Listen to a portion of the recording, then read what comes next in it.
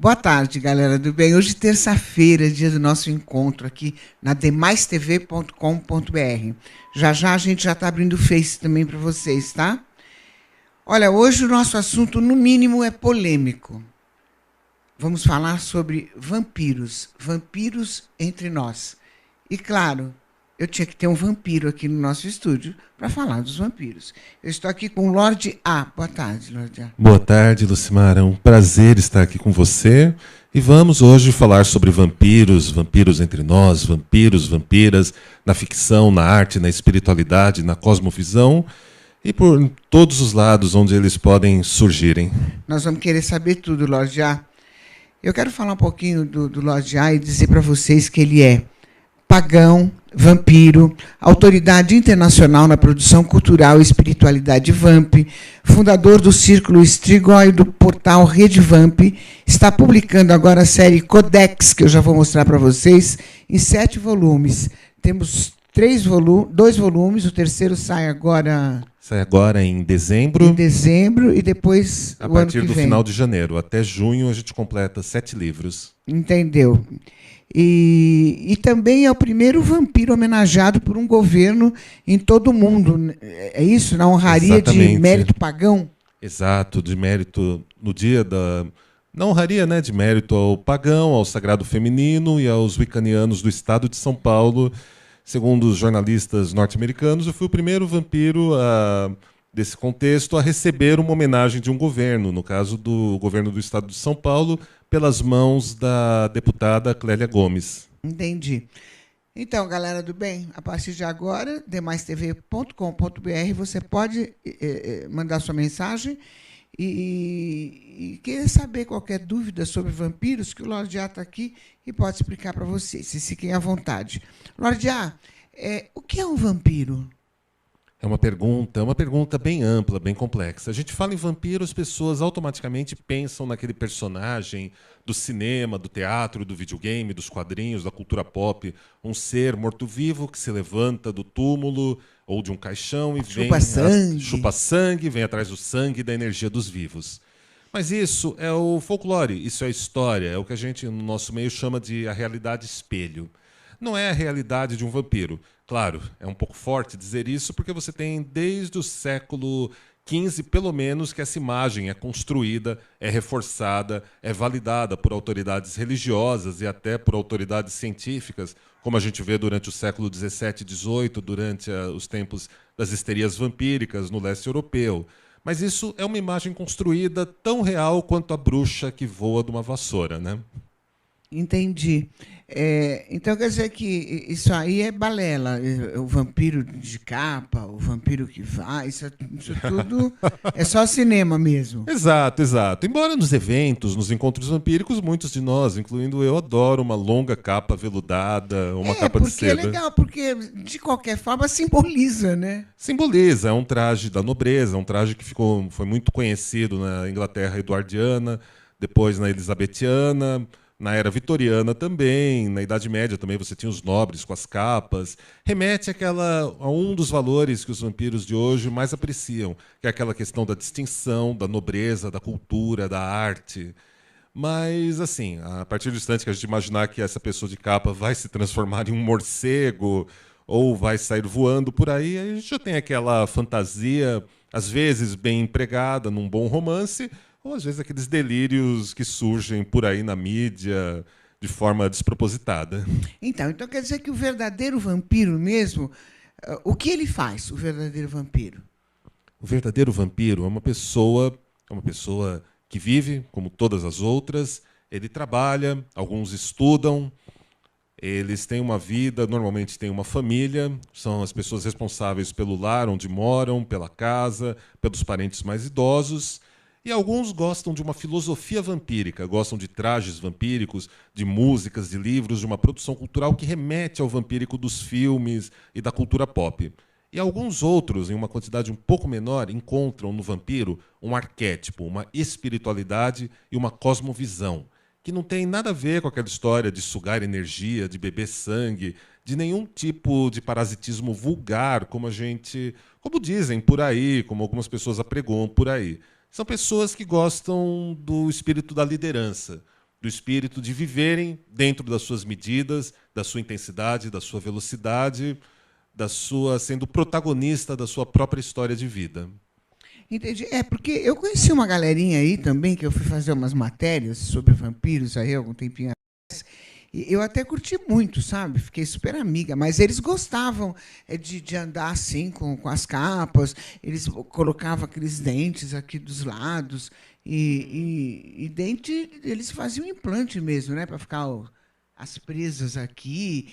E eu conheci uma até que dormia no caixão também. Por que eles têm esse comportamento, então? E são sérios, são estudantes, estão em faculdades, gente do bem. Eu gostei demais de conviver o tempo que eu convivi com eles ali até realizar a matéria. Eu acho que esses comportamentos não têm nada demais. Se é um gosto da pessoa, aquilo faz bem para ela, ela está bem resolvida com ela, ótimo, é uma coisa perfeita. Quando a gente fala de vampiros, a gente só costuma frisar muito uma questão. Você tem as pessoas que acham que para ser um vampiro tem que existir exatamente como é ao pé da letra aquilo que viram no livro, que viram na ficção, na cultura pop. E tem as pessoas que entendem que aquilo é só um símbolo, que é só um arquétipo, e a questão do vampiro é algo mais espiritual, algo mais sublime. E então a gente volta o nosso conteúdo, a nossa produção, principalmente para essas pessoas que encontram esse aspecto mais refinado do vampiro. Entendi. Você, em nenhum momento, tem essa postura, né?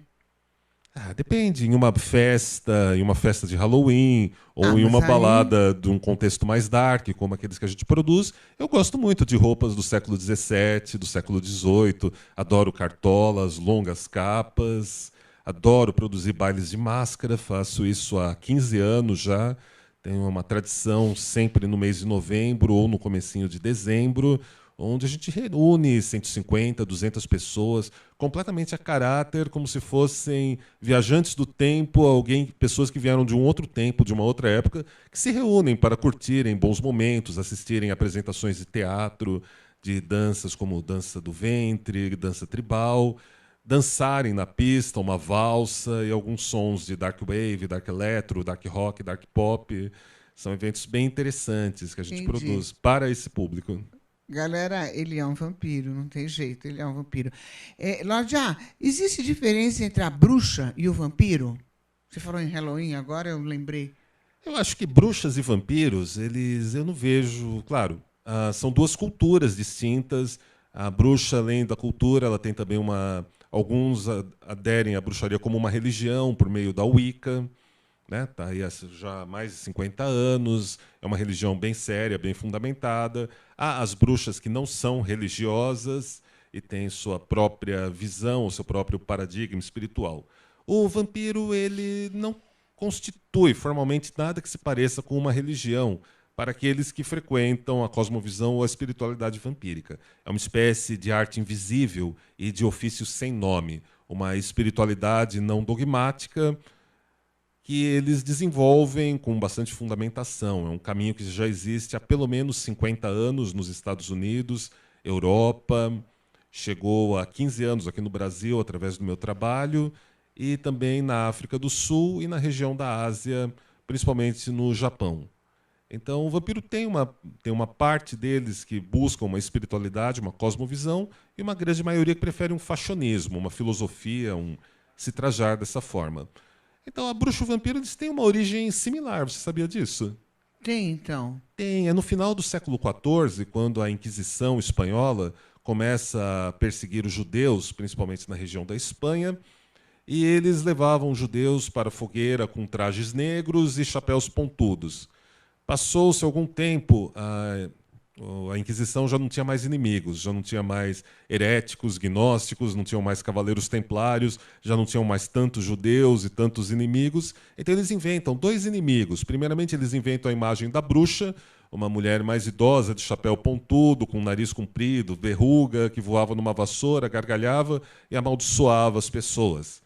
E no leste europeu eles pegam essa mesma imagem da bruxa e transformam, dizem que quando matavam a bruxa e enterravam ela, ela voltava como um vampiro, atrás do sangue das pessoas ou da energia dela, ou da energia vital das pessoas e para fazer o mal.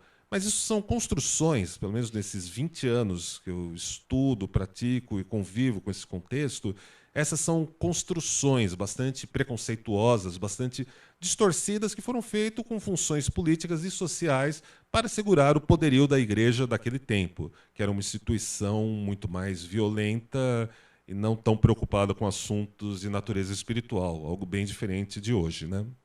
Ah, entendi. E assim, o vampiro, ele tem poder espiritual? Naturalmente, Tem? tem. Que tipo de poder? É uma pergunta maravilhosa, Lucimara. Diferente, assim, enquanto a gente fala, é engraçado, né? Primeiro, para a gente explicar esse tipo de poder, é legal a gente falar sobre algo chamado pensar pré-moderno. O que é o pensar pré-moderno? Se nós viermos para o iluminismo e para o século XVII, XVIII, XIX, principalmente depois da Revolução Industrial, posteriormente no século XX, o mundo é explicado pela razão, a ciência explica tudo, há certeza sobre tudo, tudo é um caso numérico, algo que pode ser explicado pela psicologia, pela psicanálise, há uma explicação para tudo. O pensar pré-moderno é uma fase de pensamento anterior a isso, onde o imaginário não era um mero faz de conta ou uma coisa largada, uma coisa que qualquer pessoa pode fazer. O imaginário era uma força construtiva. Era uma força que, segundo os pesquisadores daquele tempo, como Francis Bacon, ou grandes artistas como William Shakespeare e muitos outros, eles acreditavam que o imaginário podia ser mensurado, podia ser medido, e você podia fazer uso da força da sua imaginação, uma vez que aquilo que você sonha e aquilo que você pensa é feito pela mesma substância. Então, o poder do vampiro é o de cristalizar os seus sonhos. Ele ou ela é um artista com uma força de realização muito grande, capaz, uma força de realização, e como diz uma amiga minha, a DJ Susana Haddad, do duo Bela Lugosi, é uma pessoa com um coração maior que o corpo. É uma pessoa que quer realizar os seus sonhos, que quer trazer do imaginário para a realidade, seja uma festa, seja um livro, seja uma casa estilosa, um visual diferente, ideias que possam fazer um bem maior para o mundo, que possam quebrar tabus e comportamentos estagnados. Então o vampiro ele vai se expressar principalmente através da arte. Ele não vai fazer feitiços, como seria de característica das bruxas, mas ele, através da atitude, da postura, das suas construções, de alguma maneira, ele atrai as situações mais propícias, as situações que permitem ele cristalizar essas novas realidades. Entendi, Lorja. E como que eu percebo que existe um vampiro perto de mim? Como que eu percebo? Quando é tarde demais. Como? Só quando é tarde demais. Quando não dá mais tempo? Quando não dá tempo. Porque, veja, as pessoas, né, normalmente pensam que o vampiro é aquele ressentido. Porque, putz, as pessoas olham na rua e falam: não, o vampiro é aquela pessoa ressentida que quer descobrir que tipo de ressentido que ele é para cobrar ou tirar alguma coisa dos outros. Isso está errado. É aquela imagem do parasita.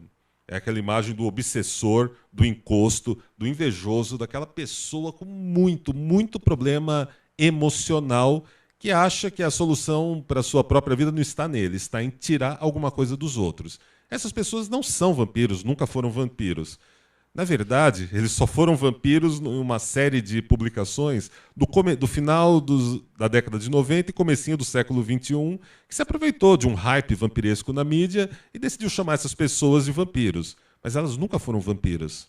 Diante da cosmovisão vampírica, da cultura vampírica, que tem quase 50 anos de existência ininterrupta, mapeada, documentada e concreta em outros continentes, isso nunca teve a ver com as nossas práticas, com a nossa vida. Mas a grande massa das pessoas do mundo acham que o vampiro é um parasita, alguma coisa assim. Então elas vão ver essas pessoas que sabotam a vida das outras e vão falar: ah, é um vampiro, eu sei que é um vampiro, estou sendo vítima de um vampiro. Quando não são, estão sendo vítimas de uma pessoa com patologia emocional, uma pessoa problemática. Agora, para você reconhecer um vampiro, quando eles se mostram, eles e elas se mostram, eles são muito discretos. Normalmente você só se dá conta depois que eles já passaram e já resolveram sua vida, já fizeram alguma coisa que te ajudou e você não sabe de onde veio aquela ajuda, como aquela situação que estava difícil andou para você. Eles também têm essa função? Sim, naturalmente. É o que mais fazemos, na verdade. Entendi. Temos até um Dia dos Vampiros. São Paulo é a única cidade do mundo que tem um Dia dos Vampiros. Que é quando? Que é no 13 de agosto, criado pela nossa amiga, a cineasta e escritora Liz Vamp. Grande Liz Vamp, um beijo enorme para nossa amiga, gente finíssima. Uhum.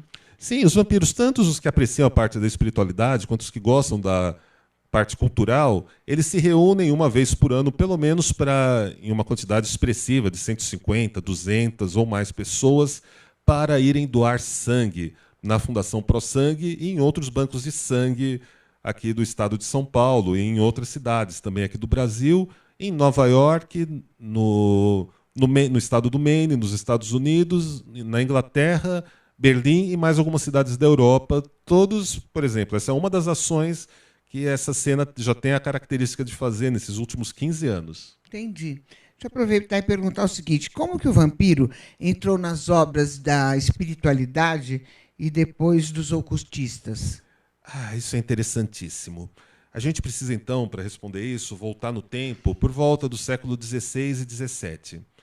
O que acontece? Lembra que eu estava contando quando surge a imagem do vampiro e da bruxa? Uhum. Os doutores católicos, sempre, infelizmente a conta vai para eles nessa vez, eles precisavam justificar a perseguição às pessoas acusadas de bruxaria e vampiros.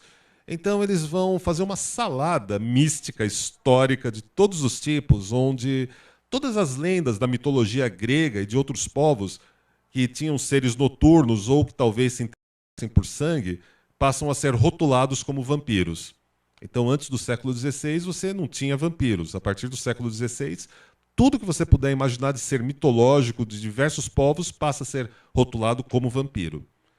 Os espiritualistas vão ver esse movimento. Nessa época era muito natural os espiritualistas serem católicos, romanos, ortodoxos, protestantes. Eles vão pegar essa produção, mas eles vão ressignificar o vampiro dentro dos seus dogmas, dentro das suas liturgias, dentro das suas práticas. Mas eles vão fazer algo que vai parecer o vampiro espiritual.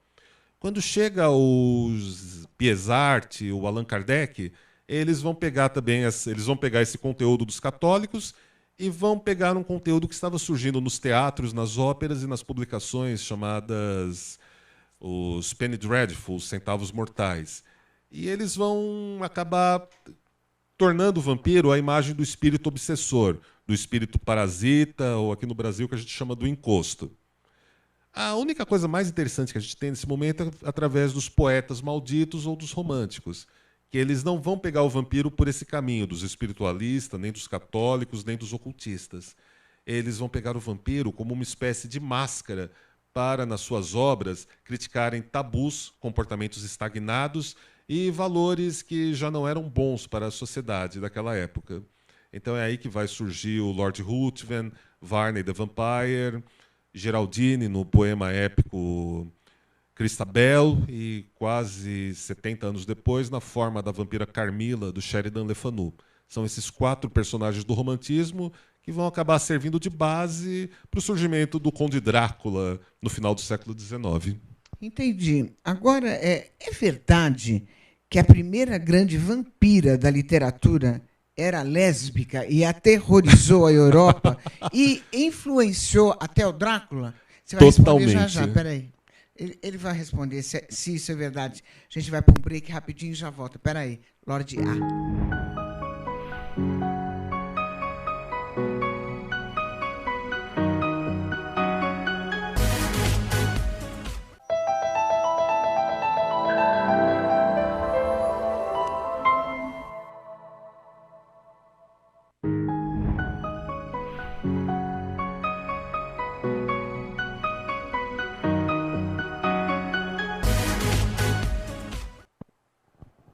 Eu estou aqui com o Lorde A, falando sobre os vampiros. Eu fiz uma pergunta para ele, que eu quero que ele me responda agora, se é verdade que a primeira grande vampira da literatura era lésbica e aterrorizou a Europa inteira e influenciou até o Drácula.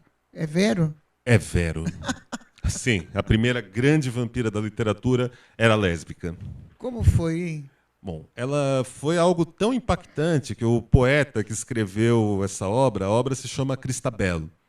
Narra a história de uma jovem cristã virtuosa que em uma noite, na calada da noite, decide sair do castelo do seu pai, ir até uma capela na beira de uma floresta para rezar pelo seu noivo que estava em uma cruzada contra os sarracenos. E no meio do caminho ela acaba encontrando uma mulher belíssima, machucada. Essa mulher a seduz, leva de volta para o castelo, e conforme elas vão atravessando cada parte do castelo, é uma metáfora para um jogo de sedução, onde essa vampira rouba não só a energia vital da jovem Cristabel, mas também a sua vitalidade e a sua voz, e a torna uma pessoa quase inerte. O nome dessa primeira vampira era Geraldine. Ela foi criada pelo Samuel Taylor Coleridge e foi uma obra tão pesada para a época, tão pesada até para o próprio autor dessa poesia, que ele tentou reescrever o final dessa história incontáveis vezes, e quanto mais escrevia, mais se complicava. Ele passou por muitas penúrias, por muita perseguição social por ter escrito isso, e a vampira, a Geraldine, ela vai inspirar quase que por 70 anos. Ela vai ser a principal imagem da Vamp, da mulher fatal que vem do outro lado para roubar a vitalidade dos homens e também das outras mulheres virtuosas. E são 70 anos de narrativas e histórias que vão surgirem inspiradas por ela, até que um outro escritor chamado Sheridan Le Fanu, já por volta um pouco depois da metade do século XIX, ele vai transformar Cristabel numa prosa, ao invés de uma poesia. Vai se tornar uma prosa, uma história, um romance chamado Carmila. Aí a Geraldine vai se chamar Carmila, e a Carmila vai retornar ao seu reinado de terror sobre todas as pobres mulheres e sobre todos os homens do século XIX. E mais ou menos já no final do século XIX, 1890 e pouquinho, o Bram Stoker, que é o criador do romance Drácula, irá ler Carmila, vai ficar apaixonado e vai usar quase todos os recursos literários, tanto da personagem para o Drácula, quanto algumas pegadas da história, alguns maneirismos da história no seu romance. Quer dizer que, no final do século XIX, qualquer grande capital europeia que não tivesse pelo menos algumas dezenas de livros e publicações de vampiros, uma ópera, algumas peças de teatro sobre eles, não era considerada civilizada? Exatamente. Os vampiros foram, durante o século XIX, a maior parte do século XIX, foram o grande hype artístico, midiático que já existiu. As grandes capitais tinham versões e versões de óperas vampirescas, de vampiros no teatro, e quase sempre as histórias, as narrativas, quando não era algo folclórico, derivava daqueles 4 personagens que foram os ícones, né, no século XIX, que é o Lord Ruthven, criado pelo médico inglês Johnny Polidor, falamos dela agora, da Geraldine e da Carmila, e ainda o Varney the Vampire, que era um personagem multiautoral, que por quase 70 anos teve todos os autores escrevendo como ghostwriters, sem usarem o próprio nome, escrevendo aventuras desse personagem. Eram esses 4 modelos de vampiros que dominavam a produção e o imaginário cultural da Europa. O Drácula, do escritor irlandês Bram Stoker, quem foi ele? Como ele surgiu?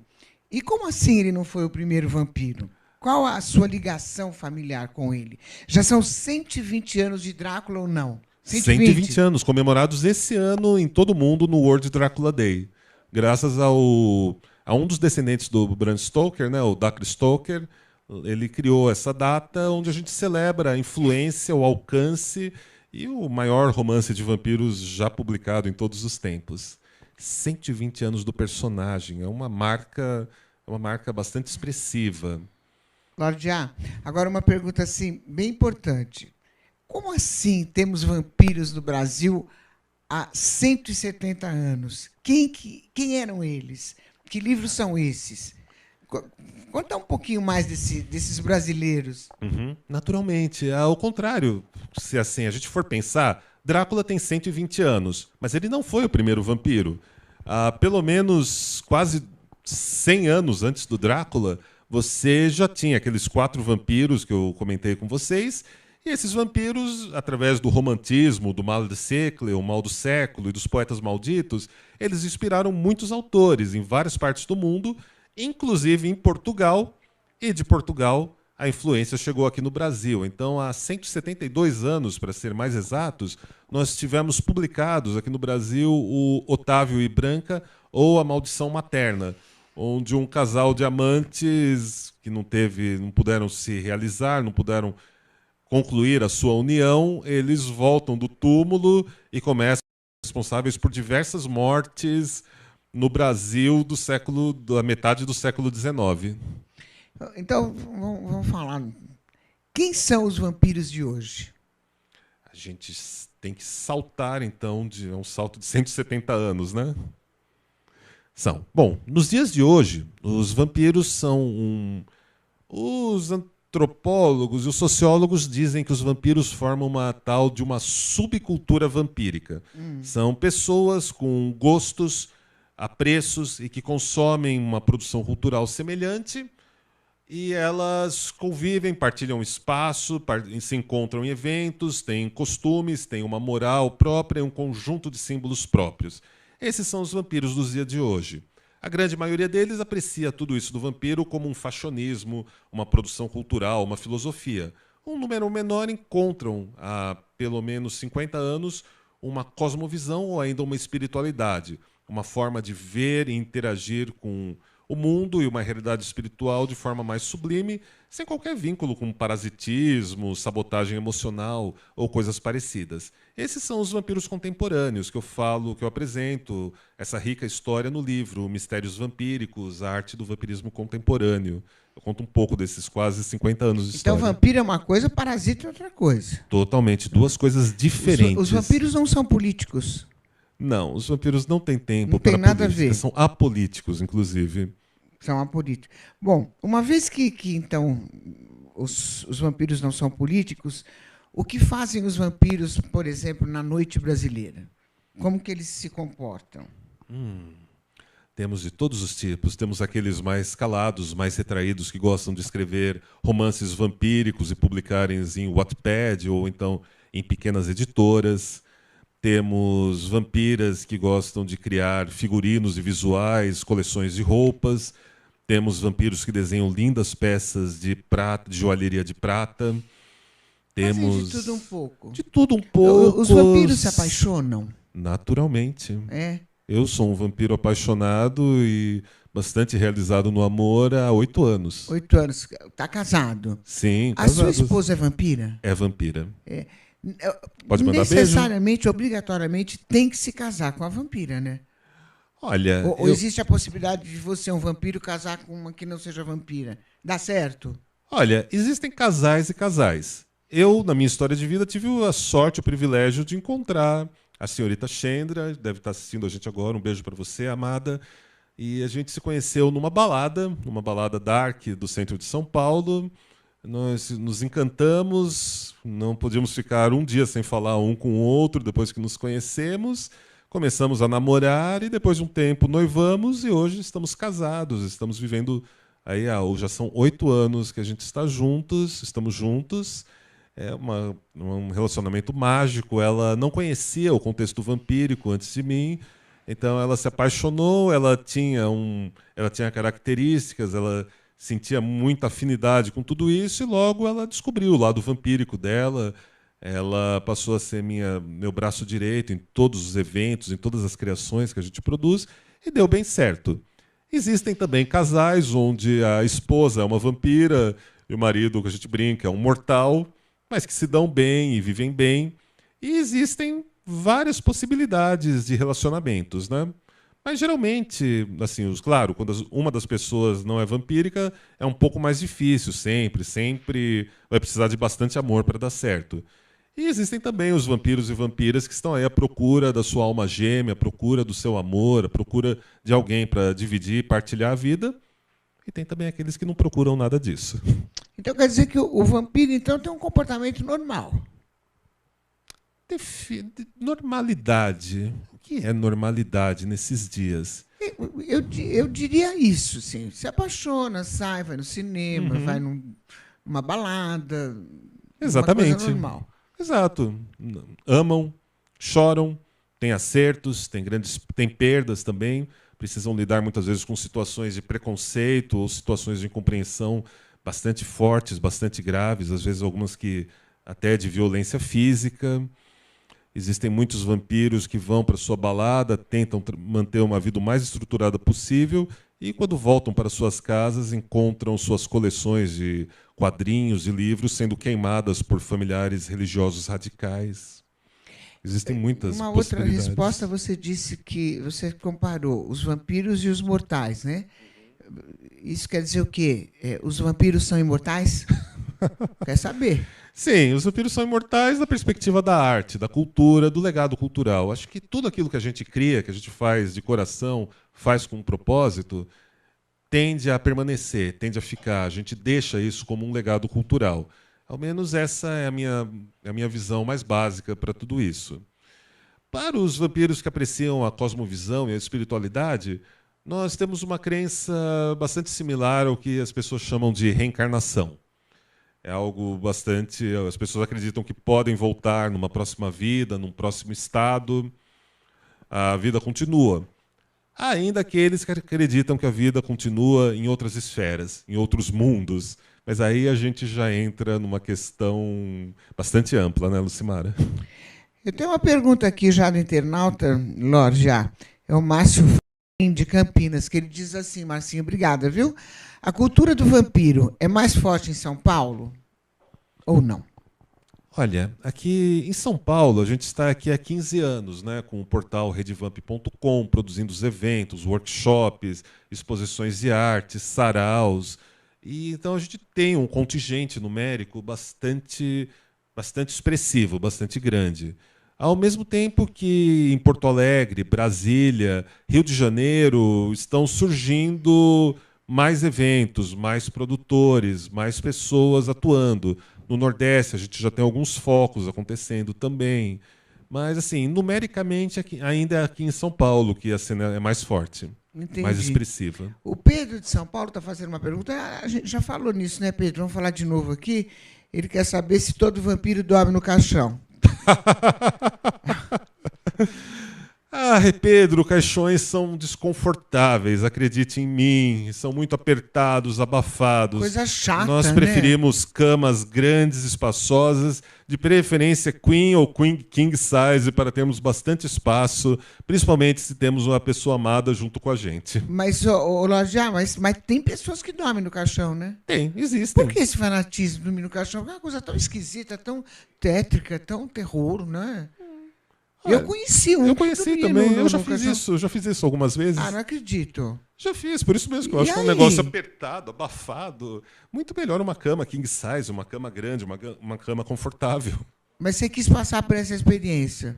Exato, eu tinha uma amiga, mas aí a gente volta no tempo para 1994, 95.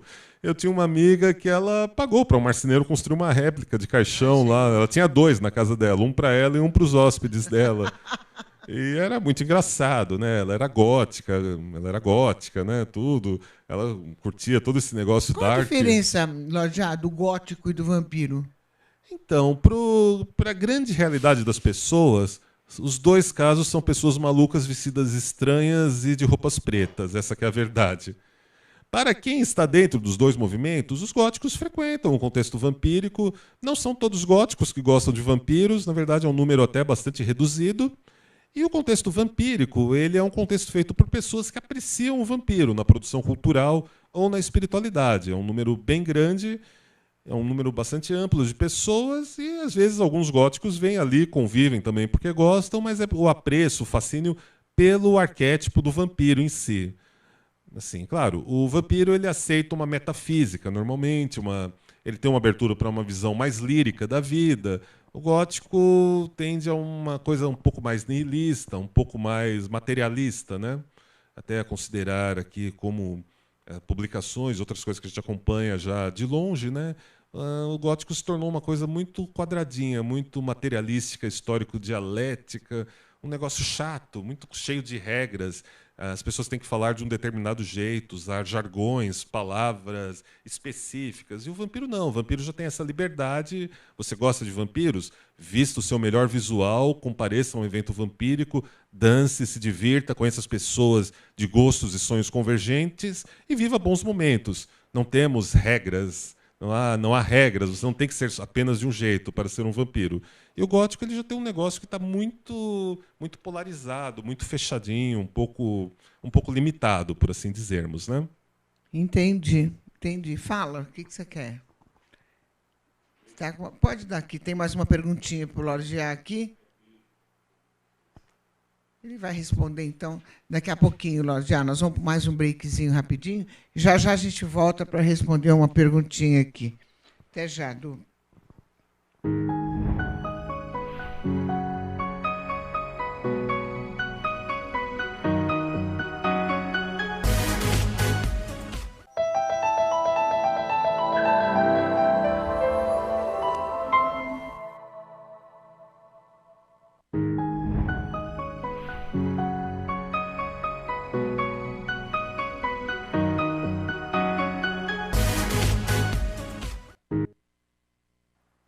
demaistv.com.br, eu estou aqui falando sobre vampiros com um vampiro legítimo, que é o Lorde A.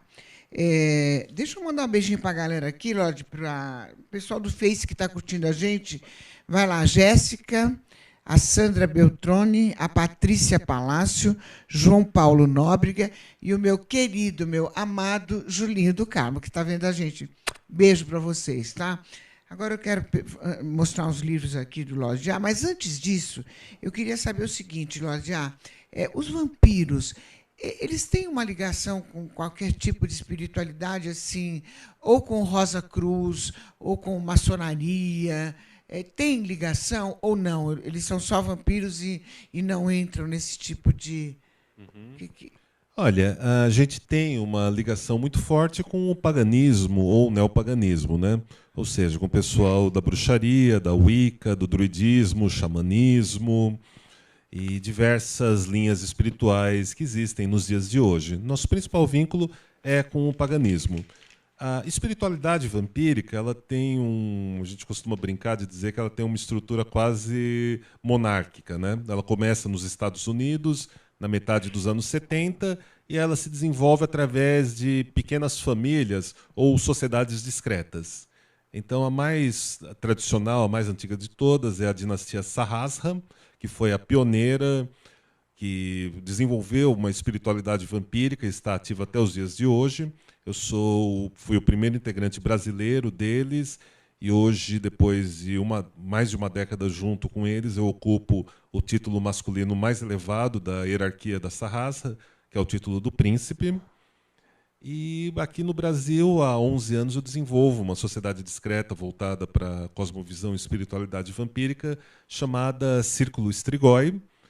E o Círculo Strigoi foi algo que eu fundei e que eu tenho muito orgulho, porque lá nós estudamos paganismo, ocultismo, estudamos a vida e a obra de um grande polímata e renascentista, que foi o Johannes Burreus, da Suécia, que foi um filósofo pré-Rosa Cruz, né? Ele até poderia ter sido membro da Rosa Cruz quando começa esse movimento no continente europeu, mas ele preferiu continuar trabalhando para o rei da Suécia, o grande Gustavus Adolphus II daquele tempo. Entendi. E aqui no Brasil, já qual é o perfil do vampiro aqui no Brasil? Como que a gente faz para diferenciá-los desses parasitas que a gente estava falando agora há pouco? Bom, primeiro que quando você tem um parasita, em maior ou menor espaço de tempo, você vai perceber quem é aquela pessoa que te sabota, que te drena, que te suga, que te enfraquece e que nunca deixa você se assumir plenamente, com toda a sua força, com toda a sua vitalidade, com todo o seu poder de atração e viver uma vida mais próxima daquela que você sonha. Você nota quem são esses parasitas e você tem a obrigação e o dever de botar eles para correr, tirar eles da sua vida o quanto antes. Essa é sempre a melhor dica para você lidar com parasitas. Identificou, reconheceu o parasita, fecha as portas, não dá mais voto de confiança para ele, corta relações, afasta de você que a sua vida começa a andar muito melhor. Já você perguntou agora, os vampiros, eles são conhecidos pela nobreza, pelo altruísmo e por estarem de verdade do seu lado, mesmo muitas vezes sem contarem o que eles são, o que eles fazem. Eles são aquelas pessoas que te põem para cima. São aquelas pessoas que te protegem de pessoas que têm interesses nefastos e que muitas vezes nem assumem o crédito das coisas boas que fazem para os outros. Eles fazem, eles atuam e voltam para o anonimato, ficam ali escondidos na sua vida. E os vampiros brasileiros, hoje, o que eles mais temem aqui no país? E o que mais preocupa eles, na verdade, aqui no Brasil? Olha, em termos bem realistas, é o fanatismo religioso que está atingindo graus bastante preocupantes, onde pessoas de uma denominação religiosa radical e fanática vê-se no direito de depredar o solo sagrado e o espaço sagrado de outras religiões, de tacarem pedras em crianças que estão indo para um culto, de perseguirem pessoas profissionalmente por elas terem uma fé ou uma visão do espiritual que não é aquelas dadas pelas religiões deles. Essa é uma das coisas que mais preocupa a gente aqui no Brasil, nós, os vampiros, porque você tem direito, ou deveria pelo menos ter direito de liberdade de pensamento. Você é livre para crer naquilo que você desejar crer. E isso é uma coisa de foro íntimo, é uma coisa particular de uma pessoa. É completamente grotesco, um sinal de falta de civilização, um crime muito grande pensarmos que pessoas não podem ter a sua própria religião e outras pessoas podem invadir a vida delas e destruir aquilo que é sagrado para elas. Uma outra coisa que nos preocupa também é o bipartidarismo político. Parece que o Brasil, de repente, tudo se dividiu, a gente voltou para a época da Guerra Fria. Voltamos para os anos 80 e só existem dois partidos ou duas únicas posições políticas radicais. E as pessoas tratam isso como se fossem times de futebol. Então elas se veem, de um lado se veem no direito de perseguir, humilhar, caçar e privar, tirar oportunidades das pessoas que são de um outro alinhamento, e essas pessoas se veem no direito de retribuírem isso e continuarem essa perseguição. Então são dois quadros, perseguição religiosa e bipartidarismo político. Todos esses fanatismos e radicalismos é o que mais nos preocupa aqui no Brasil. Nós, da Rede Vamp, participamos do debate do trabalhador esotérico na Câmara Municipal, apoiamos também o 31 de outubro como dia do Wiccaniano, dos cultuadores do sagrado feminino e do paganismo, como estruturas, como linhas de força e de defesa para assegurarmos a liberdade de crença, a liberdade de pensamento em nosso país. Entendi. Tem uma perguntinha aqui, Lorde, do Renato Augusto. Obrigado, Renato, de Brasília, lá, Distrito Federal, que ele pergunta o seguinte: de onde surgiu o seu nome, Lorde A? Interessante, né? Lorde A, sim. É uma longa, longa história, mas vamos dizer que lá nos anos 90, quando eu estava descobrindo tudo isso, eu encontrei uma história em quadrinhos de um autor britânico chamado Alan Moore, desenhada por um cara chamado David Lloyd.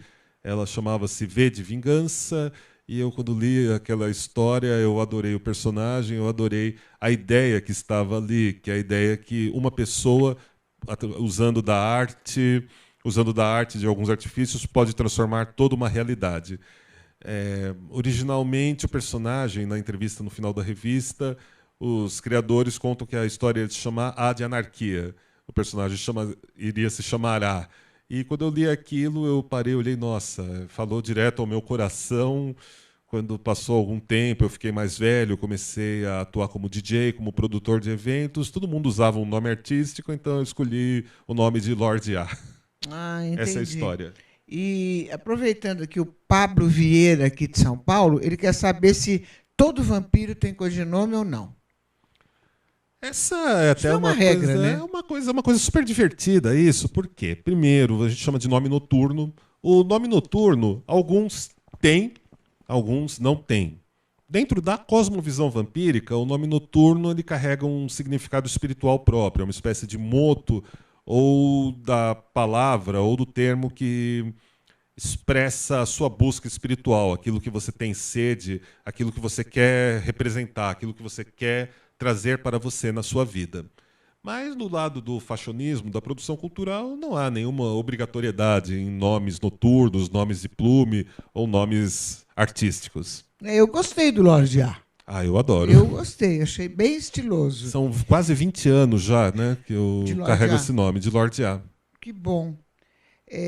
O Fabrício Carvalho, aqui de Jundiaí, São Paulo, ele pergunta o seguinte: se você tem medo de morcego e se você teria um de estimação? Eu adoro morcegos, mas eu acho que morcegos são encarnações da vastidão e da potência noturna, e eu jamais teria coragem de manter um animal lindo como um morcego trancado em uma gaiola. Eu gosto de ver eles revoando através da noite. E eu vou dizer uma coisa para você, viu, Lorde Jair? E vou dizer também para ele, que é o Fábio Carvalho. Eu não, até pode ser que eu seja vampira, não sei. Até aqui não me consta, mas eu gosto de morcego, adoro morcego. Na minha casa, eu alimento eles toda noite. Que legal. Tem gente que diz: nossa, que você é louca. Eu não sou, não. Eu dou a bananinha para eles, eles comem, dão uns rasantes e vão. Eu considero que eles são nossos, porque eles não saem dali, né? Uhum. Toda noite a gente alimenta assim. Bom, lá em casa, se passar uma aranhinha, a gente alimenta. Lá é proibido matar qualquer coisa, né? Uhum. De qualquer jeito, de tanto que a gente curte os animais lá. Olha, Lorde A, de Campo Grande, Mato Grosso, Diego Santana, ele diz assim: se os vampiros, Lorde A, têm a sua própria religião, ou não? Se nós formos pensar, nós temos a cosmovisão vampírica. A cosmovisão vampírica, cada sociedade tem a sua própria estrutura, mas, no geral, é uma visão ligada ao paganismo, uma visão pontuada pelo paganismo. Então, há pessoas então, que irão dizer, sim, os vampiros têm sua própria religião, há pessoas como eu que digo que nós temos a nossa própria espiritualidade. Afinal de contas, religião sempre foi para quem teme o inferno e espiritualidade para quem já esteve ou ainda está nele. Agora a pergunta é de Sergipe, da Carla Nascimento, que ela pergunta que tipo de música os vampiros gostam de ouvir, de curtir. Olha, são muitos estilos. A gente costuma falar sobre dark indie, dark pop, dark electro, dark wave. Normalmente tem sempre uma pegada mais o dark pop, né? Que agora tá, não sei o que aconteceu, mas esse termo está sendo muito usado na Alemanha por uma banda chamada Blue Tangle, que eu gosto bastante. No geral, gostamos de rock, gostamos de um rock com violinos, com alguma pegada eletrônica. E os estilos principais que temos são esses: o dark wave, dark pop, dark electro, dark indie e o dark rock. E outras variações, né, como o ethereal, o synth pop e tantas outras vertentes musicais que tem por aí. Mas sempre com alguma coisa com uma pegada mais sensual, mais dark e mais marcante. Nós já estou mostrando o seu primeiro livro aqui, Mistérios Vampíricos, Arte do Vampirismo Contemporâneo. Você já vendeu mais de 10 mil exemplares desde o lançamento em 2014, né? O que você conta nesse seu primeiro livro aqui? Esse livro ele não foi só um livro para mim, ele foi uma parte muito legal da minha história de vida. Eu levei 10 anos para escrever o Mistérios Vampíricos. 10 anos? 10 anos. Teve a primeira versão que eu deletei, que eu não achei que estava legal. Teve a segunda versão, que também não sobreviveu, que eu não gostava do tom. Aí a terceira versão, por volta de 2007, foi a versão que, em 2014, se condensou e se cristalizou como esse livro.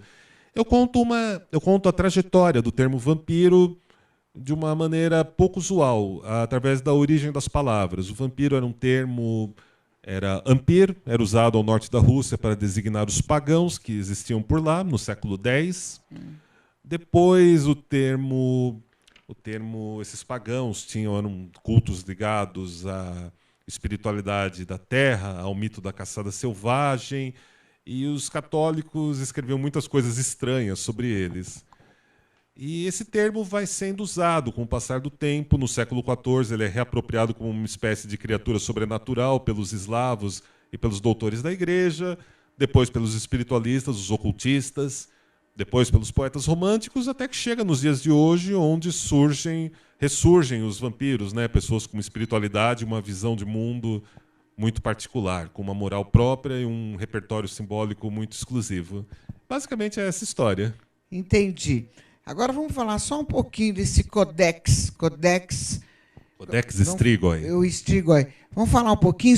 Nós temos 2 volumes por enquanto, né? Isso, é uma série de 7 livros. Está sendo lançada pelo meu portal, o redvamp.com. São livros de luxo, onde a gente compila os resultados das nossas práticas no grau de neófito e espreitador desses primeiros 11 anos de existência do Círculo Strigoi. Então, os leitores vão encontrar aí um pouco da nossa fé, dos nossos ritos, das nossas crenças, da nossa liturgia, da nossa ortopraxia. Vamos falar de magia, vamos falar de vampiros e vamos apresentar um conteúdo bastante exclusivo para pessoas muito especiais que encontram ressonância com tudo isso, né? E é muito legal, porque esses livros estão sendo lançados aqui no Brasil, onde a gente fomos muito bem acolhidos pelos leitores do portal redvamp.com e também pelas dinastias e pelas famílias norte-americanas e europeias que apreciam a questão da espiritualidade vampírica. Então nós estamos lançando esse livro no exterior, também em inglês, e ele está tendo uma grande aceitação lá fora, está sendo considerado um livro basal e fundamental pelas casas de lá. E quem quiser mais informações, quem quiser sua palestra, ouvir um pouquinho mais da história, aonde procura você, Lorde A? Olha, o jeito mais fácil de me achar é no portal redvamp.com. É só escrever redvamp.com que você encontra mais de 800 artigos, vídeos, podcasts, PDFs, um conteúdo mais rico da América do Sul e de Portugal, para não dizermos em língua portuguesa, sobre o universo dos vampiros, tanto no fashionismo, na produção cultural, quanto também na cosmovisão e na espiritualidade. Lorde A falando. Galera do bem, agora aquela pergunta que não quer calar. Eu vou fazer, vocês sabem que eu vou fazer, né? Lorde A, qual é a ligação dos vampiros com os ETs? Uau! Essa é uma pergunta que eu não me recordo de terem me feito anteriormente. Veja, nossa construção... aliás, até uma coisa interessante para dizermos, né? Tanto a imagem do extraterrestre, do alienígena, quanto dos seres fantásticos, do folclore, da mitologia, ambas representam a vastidão e a capacidade máxima do imaginário humano. Tentar criar algo que está além das barreiras da floresta, além da muralha das suas crenças. Vislumbrar e imaginar como seriam sociedades não humanas, como seria algo que exista além daquilo que a gente chama de vida. Basicamente é uma questão de alteridade e de se imaginar como poderia vir a ser esse outro. Em todos esses anos, eu nunca tive uma experiência que me aproxime de poder falar algo sobre alienígenas, sobre ETs, e de tentar pontuar uma relação ou até mesmo uma ausência de relação entre vampiros e extraterrestres. Mas me agrada pensar que talvez os vampiros e as pessoas que apreciem a questão de extraterrestres, enquanto símbolo, eles oferecem um acesso, um canal a aspectos do nosso espírito ou da nossa mente que a gente ainda assim precisa situar em um ponto bem distante, talvez no limiar e no vértice da nossa capacidade de imaginação. São símbolos que falam daquele outro lado que é cada um de nós realizados, cada um de nós encontrando a nossa totalidade. Então, eu vou ficar com uma filosófica mesmo para essa pergunta, mas eu vou pesquisar sobre isso e vou desenvolver. Galera, ele enrolou, ele não disse, tá? Mas ele vai voltar e ele vai dizer. Lorde A, muito obrigada pela sua presença, viu? Muito obrigada mesmo. Volte mais vezes para a gente falar mais sobre vampiros. É gostoso falar sobre vampiros, né? Bom, eu adorei estar aqui com você. E vamos fazer aquele encontro seu com a Liz Vamp? Vamos sim. Adoro a Liz, é uma amiga antiguíssima. É uma fofa, né? Uhum. Galera, é um prazer estar com você, Lucimara. Obrigada, viu? Eu falei com o Lorde A, um verdadeiro vampiro brasileiro. E você que está aí, Me siga no Instagram, @LucimaraParis, e não esqueça, todos os sábados eu estou às 12 horas na Rede Brasil também, com o nosso programa de entretenimento. E aqui eu quero deixar um beijo para vocês, agradecer a sua paciência, e terça-feira a gente volta na demaistv.com.br. Um beijo para vocês e para toda a galera do Face que acompanhou a gente, tá? Lordia, um abraço. Gratidão.